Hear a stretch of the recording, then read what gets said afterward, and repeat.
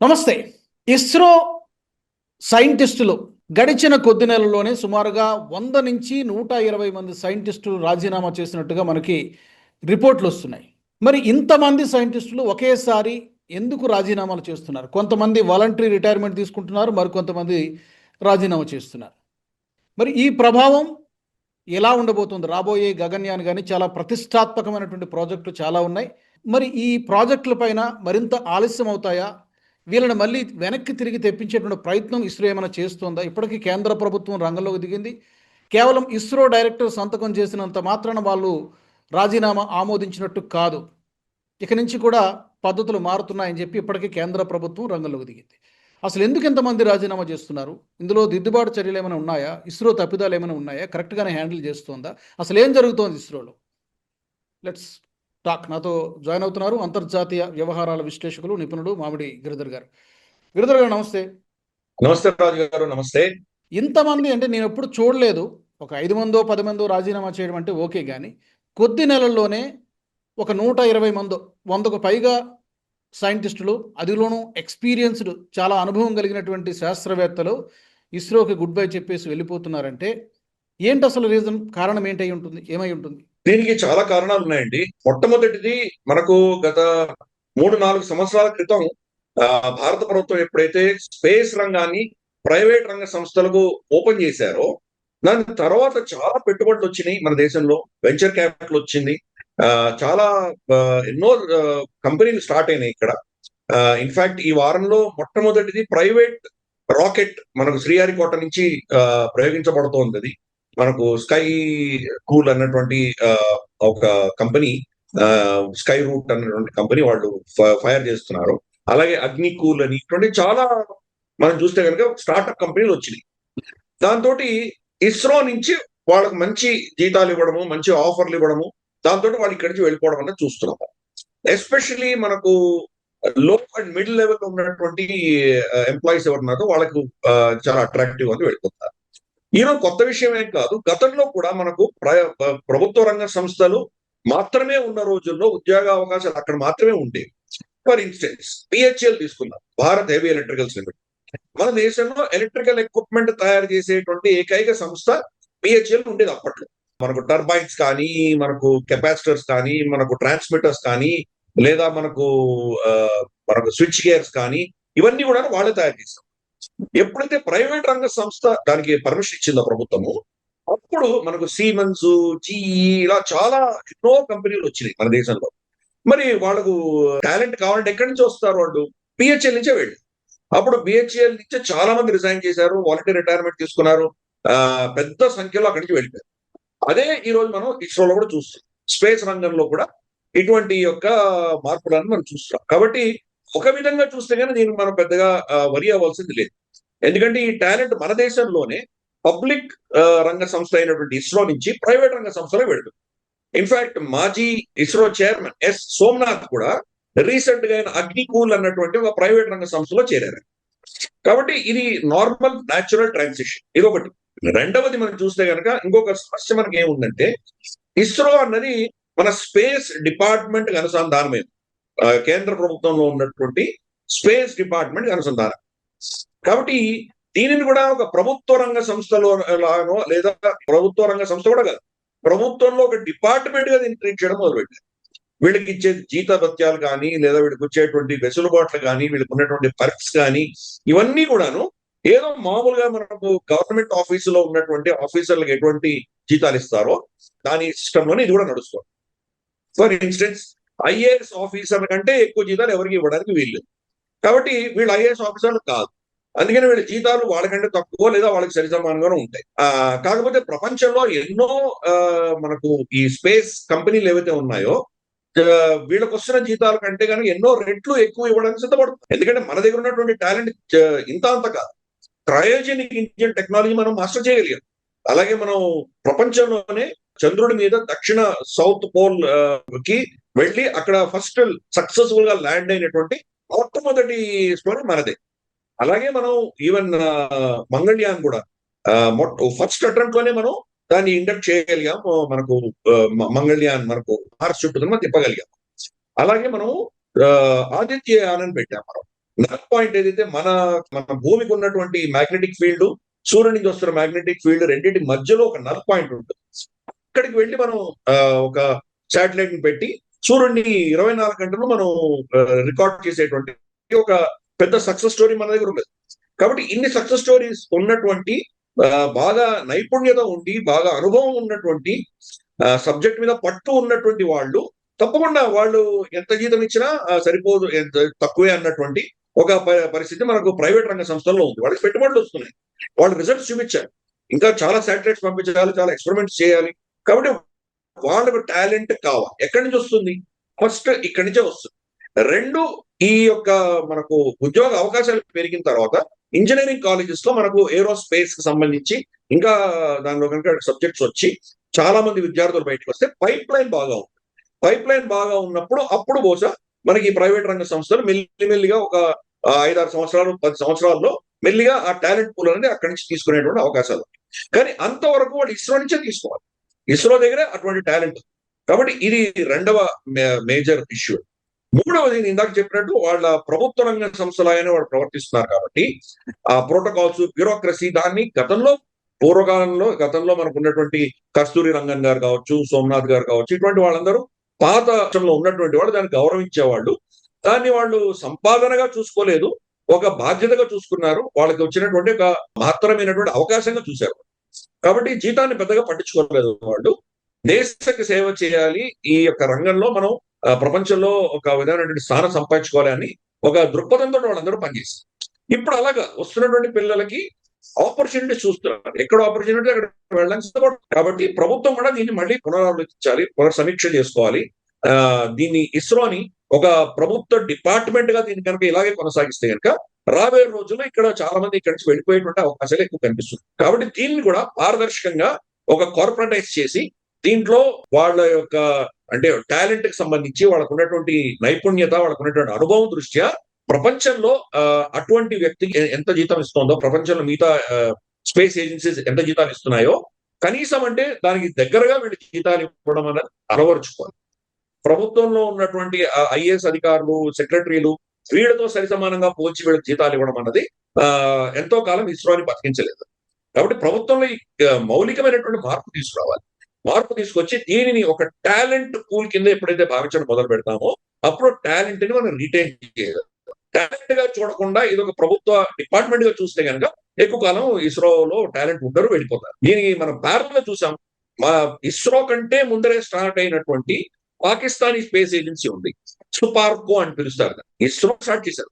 కానీ ఈరోజు వాళ్ళు ఎక్కడున్నారు? వాళ్ళు ఒక్క శాటిలైట్ కూడా పంపించలేకపోయారు. వాళ్ళకున్న 5-6 శాటిలైట్స్ అని చైనా పంపించి వీళ్ళ పేరు బ్రాండ్ వేశారు. అంతేగాని వీళ్ళు తయారు చేసుకునే కెపాసిటీ కూడా లేదు వాళ్ళకి. ఎందుకు? కంప్లీట్ గా దాన్ని సైన్యానికి అప్పచెప్పారు. రిటైర్ అయినటువంటి మాజీ సైన్యంలో ఉన్నటువంటి ఏదో ఒక ఆఫీసర్ సుపార్కోకి ఇన్ఛార్జ్ గా ఉంటాడు. సో ఆయనకు సైన్స్ తెలుసా, దాంట్లో చేయవలసినటువంటి ఎటువంటి ఎక్స్పెరిమెంట్స్ చేయాలి, ఎటువంటి టెక్నాలజీ కావాలి, దానికి ఏం తెలీదు. ఒక రిపోర్ట్ చూసుకుంటారు, జీతాలు, అక్కడ ఉన్న పైసలు, లంచం, ఇవే సరిపోతుంది వాళ్ళకి. ఏదో నెలకు ఒక బెలూన్ పంపిస్తారు, వాళ్ళ పని అయిపోయింది. కాబట్టి అలా ఇస్రో తయారు అవ్వకూడదు అనుకుంటే కనుక పొలిటికల్ ఇంటర్ఫియరెన్స్, గవర్నమెంట్ లాగా దీన్ని పనిచేయడం అనేది తీసేయాలి. ఇప్పటికి కూడా ఇన్ని అద్భుతాలు సృష్టించినా కానీ కూడా ప్రపంచంలో మనం 5% కూడా లేదు. నాసా తీసుకుందాం. ఇన్ఫాక్ట్ ఎలాన్ మస్క్ 10,000 శాటిలైట్స్ మనకు భూకక్ష కంటే పైన లో అర్త్ ఆర్బిట్ లో పెట్టగలిగాడు. 10,000 శాటిలైట్స్ ఉన్నాయి. మనకి ఎక్కడున్నాం మనం? కాబట్టి ఈ యొక్క పాత పద్ధతి, పాత ఆలోచన నుంచి బయటికి రావాలి. రాకపోతే కనుక టాలెంట్ అన్నది వెళ్ళిపోతుంది. వాళ్ళకి ఎక్కడ గౌరవం ఉంటుందో, ఎక్కడ వాళ్ళకి ధనం ఎక్కువ వస్తుందో అక్కడికి వెళ్ళిపోతారు. కాబట్టి ఇస్రో బతకాలంటే దీన్ని ప్రభుత్వ కబంధ హస్తాల నుంచి బయటికి తీసి ఒక పారదర్శకంగా ఒక ప్రొఫెషనల్ ఆర్గనైజేషన్ గా నడిపించాలి. నడిపించకపోతే మాత్రం ఇటువంటి కష్టాలు తప్పకుండా ఉంటాయి. ఓవరాల్ గా చూస్తే కనుక 2-3 అంశాలు ఇందాక నేను చెప్పినట్టు, ఒకటి ప్రైవేట్ రంగ సంస్థలు రావడము, 2 అది ప్రభుత్వ డిపార్ట్మెంట్ గా రన్ చేయడం. ఈ 2 అంశాల వల్ల ఈ రోజు మనకు అటువంటి సంక్షోభం వస్తున్నది. గతంలో తక్కువ సంఖ్యలో వెళ్లేవాళ్ళు, ఇప్పుడు ఆపర్చునిటీస్ పెరిగినాయి కాబట్టి ఇంకా ఎక్కువ సంఖ్యలో వెళ్తున్నారు. ఇప్పుడు ప్రభుత్వం ఏం చేసిందంటే కనుక రెసిగ్నేషన్ కానీ లేదా మనకు వాలంటీర్ రిటైర్మెంట్ కానీ ఎవరైనా అప్లికేషన్ పెడితే గతంలో డిపార్ట్మెంట్ కి అధికారం ఉండేది అతన్ని రిలీవ్ చేయడానికి. ఇప్పుడు డిపార్ట్మెంట్లకు ఎవరికి అధికారం ఇవ్వకుండా ప్రతి అప్లికేషన్ కూడాను డిపార్ట్మెంట్ ఆఫ్ స్పేస్ న్యూఢిల్లీలో ఉన్నటువంటి మంత్రిత్వ శాఖకు వెళ్ళాలి. వాళ్ళు నిర్ణయిస్తారు. సో కాబట్టి మిమ్మల్ని ఎవరినైనా బెదిరించి మీరు ఆపలేరు. బెదిరించి ఆపితే కానీ వాళ్ళు వెళ్ళిపోతారు. ఇంకో టాలెంట్ ఎక్కడ ఉంటుంది కూడా వెళ్ళిపోతారు. కాబట్టి ఎక్కువసేపు మీరు ఆపలేరు. వాళ్ళని ఇక్కడ ఉండేలా ప్రేరేపించే దిశగా మీరు ఏమైనా పాలసీస్ తీసుకురాకపోతే ఈ గడ్డు కాలం అనేది ఇంకా, ఈ సమస్య ఇంకా విస్తృతంగా ఉధృతంగా పెరగబోతోంది ఇది. కాబట్టి ఇప్పుడే మేల్కొని దీన్ని కరెక్ట్ చేయవలసిన బాధ్యత ప్రభుత్వం మీద ఉంది. అయితే గిరిధర్ గారు ఇక్కడ సరే ఇప్పుడు ప్రైవేట్ కంపెనీలు చాలా వచ్చాయి, మన దేశంలోని ప్రైవేట్ కంపెనీలోకి వాళ్ళు వెళ్తున్నారని మీరు చెప్తున్నారు. సరే విత్ ఇన్ కంట్రీ ఉంటే పర్వాలేదు, కానీ బ్రెయిన్ డ్రైన్ అని మాట్లాడుతున్నారు ఇప్పుడు. అంటే ఇప్పుడు చైనానో లేకపోతే స్పేస్ ఎక్సో లేకపోతే ఇంకేదైనా ఇతర దేశాలకు చెందినటువంటి వాళ్ళకి అక్కడికి గనక వెళ్ళిపోతే వాళ్ళు ఎంతకంటే better salaries, better incentives, better career growth వాళ్ళు ఇవ్వగలిగితే, ఇప్పుడు మన మేధో సంపత్తి అంతా కూడా, మన టాలెంటెడ్ పీపుల్ అందరూ కూడా విదేశాలకు వెళ్ళిపోతే అది ఇంకా ప్రమాదమే కదా, దాన్ని అడ్డుకోవాలి కదా. అమ్మ పెట్టదు అడుక్క తిననివ్వదని మనకు సామెత ఉంది. ఉమ్, మీరేమో వాళ్ళకి ఉద్యోగ అవకాశాలు ఇవ్వరు, వాళ్ళు ఇంకో దగ్గరికి వెళ్ళాలంటే వెళ్లకుండా ఆపుతారంట. ఎలా సాధ్యం అవుతుంది? బ్రెయిన్ డ్రైన్ అవుతుంది అని మీరు ఎంత అరిచినా గానీ కూడా ఇక్కడ వాళ్ళకి అవకాశం కలిగించకపోతే వాళ్ళు వెళ్ళిపోతారు. ఈ రోజు నాకు ఆస్ట్రోనాట్ అవ్వాలి అని నాకు కోరిక ఉంది. కోరిక ఉన్నంత మాత్రం నాకు ఆపర్చునిటీస్ ఉన్నాయి ఈ దేశంలో. ఇంతవరకు గగన్యాన్ ఒక ఆస్ట్రోనాట్ కూడా మనం ఆకాశంలో పంపించలేదు. నాకు ఆప్షన్ ఏముంది? నేను మళ్ళీ నాసాకో లేకపోతే మనకు రాస్కాస్మోస్కో ఎక్కడికో వెళ్ళాలి, చైనాకో ఎక్కడికో వెళ్ళాలి, లేదా యూరో స్పేస్ ఏజెన్సీకో ఎక్కడికో వెళ్ళాలి. వెళితే కానీ నాకు ఆపర్చునిటీస్ దొరకవు నాకు. కాబట్టి నేను ఏం చేస్తాను? ఈ దేశంలో ఎందుకు ఉంటాను? వెళ్ళిపోతాను కదా నేను. సో ఇటువంటివే చాలా అంశాలు ఇదే పరిస్థితి. మనం ఫర్ ఇన్స్టెన్స్ మొట్టమొదటి మలయాళి ఈ రోజు స్పేస్ స్టేషన్ వెళ్ళింది, మనం పంపించలేకపోయాం కదా. అతను నాసా యొక్క స్పేస్ క్రాఫ్ట్ లో వెళ్ళాడు అతను. మరి మన దేశీయుడు కదా, టాలెంట్ వెళ్ళిపోయిందే, బ్రెయిన్ డ్రైన్ అయిందే అంటే దానికి ఎవరు బాధ్యులు? దానికి మనం ఆ స్థాయికి ఎదగలేదు కదా. ఎందుకు ఎదగలేదు? దీనికి ఫండింగ్ చాలా తక్కువ ఇచ్చేవాళ్ళము. దీనికి ఒక గవర్నమెంట్ డిపార్ట్మెంట్ గా దీన్ని రన్ చేశాను ఇంతకాలం. వాళ్ళనే వాళ్ళు వదిలేసి ఉంటే కనుక బహుశా వాళ్ళు బిజినెస్ తెచ్చుకునేవాళ్ళు. ప్రపంచవ్యాప్తంగా చాలా మందికి శాటిలైట్స్ లాంచ్ చేయాలి. ఎలాన్ మస్క్ ఇప్పుడు 10,000 శాటిలైట్స్ లాంచ్ చేశాడు. బహుశా అతను 50,000 శాటిలైట్స్ పెడదామని అనుకుండొచ్చు. అన్ని తన స్పేస్ షిప్ లో వెళ్లే పైకి తీసుకెళ్లేటువంటి అంత కెపాసిటీ తన దగ్గర లేకపోవచ్చు. అతను కొంత బిజినెస్ మనకి ఇవ్వచ్చు. సో దాంట్లో సంపాదించిన పైసలతోటి ఎక్కువ టాలెంట్ ని కొనుక్కోవచ్చు. బహుశా ఎక్కువ టాలెంట్ ని దీంట్లో రిక్రూట్ చేయొచ్చు వాళ్ళు. కాబట్టి వాళ్ళని ఒక ప్రొఫెషనల్ బాడీగా వదిలేసి ఉంటే ఈ రోజు మనం ఉన్న స్థాయి కంటే చాలా ఎక్కడో ఎదిగిపోయి ఉండేవాడు. ఇంతవరకు ఎదిగాం, అద్భుతమైన విషయం. కానీ ఇది సరిపోదు అంటున్నారు. మన వీపు మనమే కొట్టుకుంటే కనుక దానివల్ల లాభం ఎవరికి వస్తుంది? అది ప్రపంచం మనం ఎక్కడున్నాం. Of course ISRO fastest growing మనకు ఏమంటారంటే స్పేస్ ఏజెన్సీ. కానీ మనం 1% ఎక్కడున్నాం? 5% కూడా లేదు. కాబట్టి ప్రైవేట్ రంగ సంస్థలైనటువంటి ఎలాన్ మస్క్ కావచ్చు, జెఫ్ బిజోస్ యొక్క కంపెనీలు కావచ్చు, ఎక్కడికి వెళ్ళిపోతున్నాయి అవన్నీ? మనం ఎక్కడున్నాం? మనం ప్రభుత్వాలు ఎక్కడికి వెళ్తున్నాయి? చైనా ఎక్కడికి వెళ్ళింది? చైనా ఆల్రెడీ స్పేస్ స్టేషన్ కట్టేసింది. అక్కడ స్పేస్ స్టేషన్ లో చైనీస్ ఆస్ట్రోనాట్స్ ఉన్నారు. వాళ్ళ స్పేస్ స్టేషన్ చాలా కాలంగా పనిచేస్తున్నాం. మనం ఇంకా కట్టాలి అని అనుకుంటున్నాం. మనం ఇంకా ఎక్కడున్నాం? మనం సమస్యలు మనకు ఉన్నాయి. కాబట్టి బ్రెయిన్ డ్రైన్ అవుతుంది, అవ్వకూడదు అని మీరు అనుకుంటే వాళ్ళకి ఇక్కడ అవకాశాలు కల్పించే పరిస్థితి ఏర్పాటు చేయాలి. ఈ ప్రభుత్వం మొదలుపెట్టి ప్రైవేట్ రంగ సంస్థలను ఓపెన్ అప్ చేసి ఇప్పుడు స్కై రూట్ వాళ్ళది ఫస్ట్ ఫ్లైట్ వెళ్ళబోతాం, ఫస్ట్ స్పేస్ క్రాఫ్ట్ వెళ్ళబోతాం. సక్సెస్ అవుతుందా లేదా మనం చెప్పలేము, సక్సెస్ అవుతుందని మనం కోరుకుందాం. ఇటువంటివి ఇంకా చాలా వాళ్ళు స్పేస్ ఫ్లైట్స్ చేసిన తర్వాత అనుభవం వస్తుంది వాళ్ళకి. క్రయోజెనిక్ టెక్నాలజీలు కావచ్చు, కమ్యూనికేషన్, నావిగేషన్, తర్వాత దీనికి ఉన్నటువంటి ప్రోటోకాల్స్. ఫర్ ఇన్స్టెన్స్ ఈ రోజు చైనా, ఎలాన్ మస్క్ తర్వాత చైనా రెండవ శక్తి, వాళ్ళు రాకెట్ ని రీయూజ్ చేయగలుగుతారు. ఎలాన్ మస్క్ చాలా పర్ఫెక్ట్ గా దాన్ని మళ్ళీ రాకెట్ ని మళ్ళీ భూకక్షలో తీసుకొచ్చి దాన్ని ల్యాండ్ చేయగలిగారు. చైనా ఏం చేసింది? దాన్ని ఒక నెట్ లాగా పెట్టింది. ఒకవేళ సరిగా ల్యాండ్ అవ్వకపోయినా దాన్ని పట్టుకోవడానికి నెట్ లాగా పెట్టి దాన్ని క్యాప్చర్ చేశారు. మనం ఏం చేస్తున్నాం? ఒకసారి ఫైర్ చేసామంటే మనకి ఏం దొరకట్లేదు, అన్ని పడిపోతున్నాయి, సముద్రంలో పడిపోతున్నాయి. మనకు అంతంత మెటలర్జీ, అంత టెక్నాలజీ అవన్నీ కూడా వేస్ట్ అవుతున్నాయి. మన ఇంజన్లన్నీ ఫస్ట్ బూస్టర్, సెకండ్ బూస్టర్ ఇవన్నీ కూడా సముద్రంలో పడేసుకుంటున్నాం. ఇన్ఫాక్ట్ ఆస్ట్రేలియా బీచ్ లో ఒకటి దొరికింది మనది, ఒక ఇస్రో స్పేస్ మన రాకెట్ యొక్క కొంత డెబ్రీ అక్కడ దొరికింది కూడా. కాబట్టి వేస్ట్ చేసుకుంటున్నాం. ఆ ముందుకు వెళ్ళాలంటే కానీ వాడు ఆపర్చునిటీ ప్రొవైడ్ చేయాలి.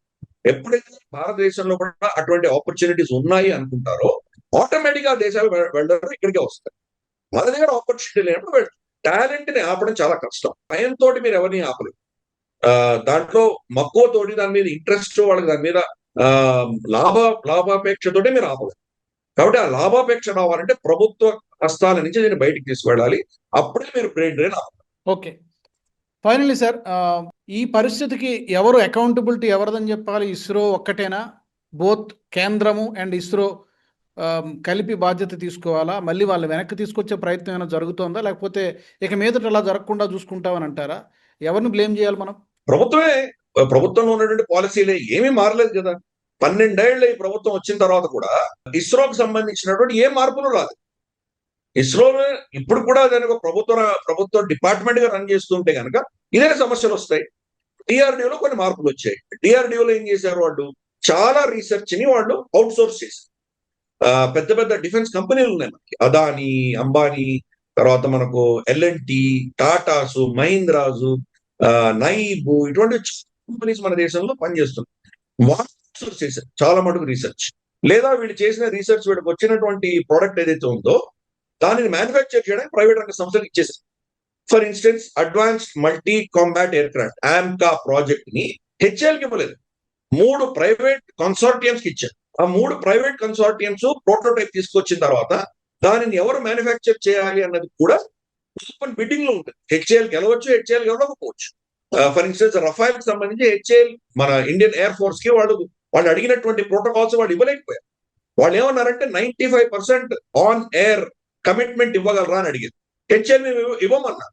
వాళ్ళు యూనియన్లు, వాళ్ళు గోల 5 రోజులే పనిచేస్తారు, శని ఆదివారాలు పడుకుంటారు. సో ఇటువంటి పరిస్థితుల్లో మేము ఇవ్వలేము, 70% మాత్రమే ఇస్తామన్నారు. అందుకని హెచ్ఏఎల్కి వెళ్ళలేదు ప్రాజెక్ట్. డైరెక్ట్ గా సాల్టే డీల్ చేస్తాం. Of course Reliance Anil Ambani తోటి వాళ్ళు ఏదో ఇనిషియల్ గా పొత్తు పెట్టుకున్నారు, కానీ ఇప్పుడు ఆ షేర్స్ అన్ని కొనేస్తుంది. డెసాల్ట్ ఏవియేషన్ చేస్తాం. కాబట్టి మన దగ్గర ఆ టాలెంట్, ఆ కెపాసిటీ వచ్చిన రోజు వేరే విషయం. అది రావాలంటే కనుక తప్పకుండా ఈ ప్రభుత్వంలో ఆలోచన మారాలి. కాబట్టి బ్లేమ్ ఎవరి మీద ఉందంటే కనుక కేంద్ర ప్రభుత్వం మీద మాత్రమే ఉంటుంది. ఇస్రో ఇంతకాలం వాళ్ళు నెట్టుకుని వచ్చారు. ఇంత కష్టమైనటువంటి పరిస్థితుల్లో కూడా బడ్జెట్స్ లేకపోయినా వాళ్ళ మీద మనం చూసాం. ఈ రోజు ఒక హాలీవుడ్ ఫిలిం కి ఎంత ఖర్చు అవుతుందో అంతకంటే తక్కువ ఖర్చుతోటి మనం మంగళ్యాన్ పంపించాము. దానికి బాధ్యత ఎవరు? చాలా చాలా గొప్పగా చేసామని చెప్పుకోవడం కాదు, మనకి నిజంగా ఫండింగ్ ఇచ్చి ఉంటే ఈ రోజు ఇంకా అద్భుతాలు చేసి ఉండేవాళ్ళం మనం. ఫర్ ఇన్స్టెన్స్ మనకు ఇవన్నీ వస్తున్నాయి, ఆస్ట్రాయిడ్స్ వస్తున్నాయి, మనకు కామెట్స్ వస్తున్నాయి. దాని మీద ల్యాండ్ చేసి అక్కడ బహుశా రేర్ ఎర్త్స్ ఉండొచ్చు, అక్కడ మనకు బంగారం లాంటి ఖనిజాలు ఉండొచ్చు. వాటిని మైనింగ్ చేసి తీసుకురాగలిగినటువంటి కెపాసిటీ మనకు ఉందా? ఈ రోజు నాసా చేస్తోంది, చైనా చేస్తోంది. వాళ్ళు ఆల్రెడీ ఒక అస్ట్రాయిడ్ మీదకి వెళ్ళి డ్రిల్ చేసి అస్ట్రాయిడ్ లో మెటీరియల్ తీసుకొస్తున్నారు. సో ఇంతటి కెపాసిటీ, రేపు చంద్రుడి మీద ఏవో చాలా కెమికల్స్ ఉంటాయి, వాటిని మైన్ చేసి మన భూమి మీద తీసుకురాగలమా? అవి చేయాలంటే ఫండింగ్ ఎక్కడి నుంచి వస్తుంది? దీనికంతా బాధ్యత ఎవరు వహించాలి? ప్రభుత్వం. ప్రభుత్వాలు వాళ్ళ ఓట్ బ్యాంక్ పాలిటిక్స్, వాళ్ళకి గెలవడానికి ఉచితాలు ఇచ్చుకుంటూ సోషలిజం పేరిట వాళ్ళు చేస్తున్నటువంటి ఈ ఖర్చుల వల్ల ఈ రోజు మన దేశంలో ఇన్వెస్ట్మెంట్ సరిగా రావట్లేదు. ఇస్రో కావచ్చు, డిఆర్డిఓ కావచ్చు, మన స్పేస్ ఇతరత్ర రంగాల్లో, మన ఫార్మస్యూటికల్ రంగాల్లో కావచ్చు, ఇన్వెస్ట్మెంట్ రీసెర్చ్ లో మనం పెట్టట్లేదు. ఈ రోజు మన జీడిపిలో 0.64% మాత్రమే రీసెర్చ్ కి మనం ఖర్చు పెడుతున్నాం. అదే చైనా, వాళ్ళ బడ్జెట్ మనకంటే ఆల్మోస్ట్ రమారమి 5 రెట్లు 6 రెట్లు ఎక్కువ జీడిపి ఉన్నటువంటి చైనా, వాళ్ళ జీడిపిలో 2.5% వాళ్ళు రీసెర్చ్ అండ్ డెవలప్మెంట్ కి ఖర్చు పెడుతున్నారు. అంటే వాళ్ళు ఎక్కడ ఉన్నారు, మనం ఎక్కడ ఉన్నాం? ఈ రోజు ఆర్టిఫిషియల్ ఇంటెలిజెన్స్ లో కావచ్చు, లేదా మనకు ఇతరత్ర కట్టింగ్ ఎడ్జ్ టెక్నాలజీస్ లో కావచ్చు, అమెరికాని వాళ్ళు ఛాలెంజ్ చేయగలుగుతున్నారంటే వాళ్ళు ఎంత రీసెర్చ్ జరుగుతుంది. రీసెర్చ్ లో 100 ప్రాజెక్ట్స్ లో 2-3 సక్సెస్ అవుతాయి. మనం చేసేదే 2-3 అయినప్పుడు ఎన్ని సక్సెస్ అవుతాయి మనకి? కాబట్టి మనకు ఛాలెంజెస్ ఉన్నాయి. కాబట్టి భారత ప్రభుత్వం గుర్తించాలి, ఈ ఉచితాలు తగ్గించాలి, ఈ ఓట్లు అవి లేకపోతే ఓట్లు రావన్నటువంటి పరిస్థితి నుంచి కీలకంగా మార్పులు తీసుకొచ్చి R&D ఇన్వెస్ట్మెంట్, ఫ్యూచర్ మీద ఇన్వెస్ట్మెంట్స్ అన్నది మనం పెట్టకపోతే మనకి ఇబ్బందులు వస్తాయి. గిరిధర్ గారు, మొత్తానికి ఇది ఒక ఐ ఓపెనర్ లాంటిది. నిజంగా ఈ బ్రెయిన్ డ్రైన్ ఆపడానికి ప్రభుత్వం చాలా చేయాల్సినటువంటి అవసరం కనిపిస్తుంది. నిజంగానే మనం అభివృద్ధి చెందాల్సినంతగా చెందలేదు. చైనా, నాసా వీటితో కంపేర్ చేసుకుంటే చాలా వెనుకబడి ఉన్నాం. దానికి అనుగుణంగా ఇస్రో అలాగే కేంద్ర ప్రభుత్వం కూడా చర్యలు తీసుకుంటుందనే మనం ఆశిద్దాము, భావిద్దాము. వీలైతే వాళ్ళని ఆ 100 మందినో 120 మందినో వెనక్కి తీసుకొచ్చే ప్రయత్నం కూడా చేస్తారేమో చూద్దాం. Thank you very much Giridhar గారు, ధన్యవాదాలు. నమస్తే. నమస్తే. మరి మా ప్రేక్షకులను కూడా అడుగుతున్న ఈ సందర్భంగా, ఇస్రో సైంటిస్టులు ఈ మూకుమ్మడి రాజీనామాలు సుమారుగా 100 మంది 120 మంది రాజీనామాలు చేయడానికి కారణాలు ఏమై ఉంటుందని మీరు అనుకుంటున్నారు? మరి ఈ బ్రెయిన్ డ్రైన్ ఆపడానికి ప్రభుత్వం ఏం చేస్తే బాగుంటుందని మీరు భావిస్తూ ఉన్నారు?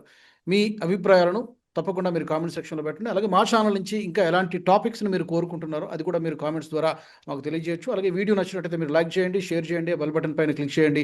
సో దట్ మా అప్డేట్స్ ఎప్పటికప్పుడు మీకు డైరెక్ట్గా వచ్చేస్తాయి. మరొక వీడియోతో మళ్ళీ కలుసుకుందాం. వందే మాత్రం, జై భారత్. ఈ వీడియో మీకు నచ్చినట్టయితే లైక్ చేయండి, 10 మందికి షేర్ చేయండి. అలాగే కామెంట్ల రూపంలో మీ అభిప్రాయాలను మాతో పంచుకోండి. Nationalist hub group of channels ను సబ్స్క్రైబ్ చేసుకుని తెలుగునాట జాతీయవాద జర్నలిజాన్ని ప్రోత్సహించండి. ఈ వీడియో కింద ఉన్న బెల్ ఐకాన్ పై క్లిక్ చేయడం మర్చిపోవద్దు.